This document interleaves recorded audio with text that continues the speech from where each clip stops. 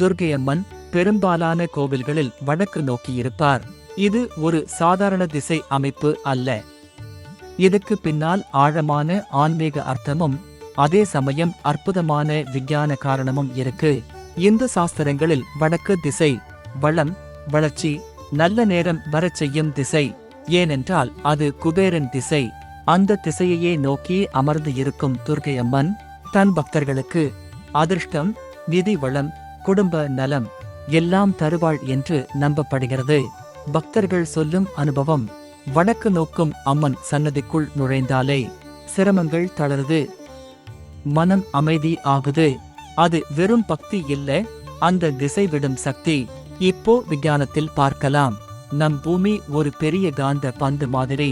அதில் காந்த அலைகள் வடக்கு தெற்கு திசையில்தான் ஓடும். அந்த காந்த ஓட்டம் நேர்மறை ஆற்றல் அதிகமா வரும் திசைதான் வடக்கு. அதனால்தான் தியானம், துரிதம், அமைதி வேணும்னா வடக்கு நோக்கி உட்கார சொல்கிறார்கள்.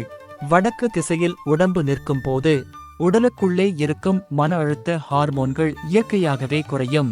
அதனால்தான் வடக்கு நோக்கி இருக்கும் துர்க்கையம்மன் சன்னதி உடலுக்கு ஒரு அமைதிப்படுத்தும் மண்டலமாக மாறுது.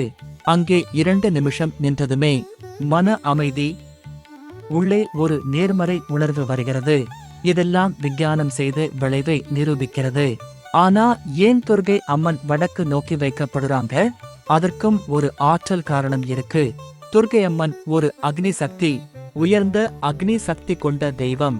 இந்த அக்னி சக்தி அதிகமா இருந்தால் அதை கட்டுப்படுத்த ஒரு குளிரூட்டும் திசை தேவைப்படும். அதுதான் வடக்கு.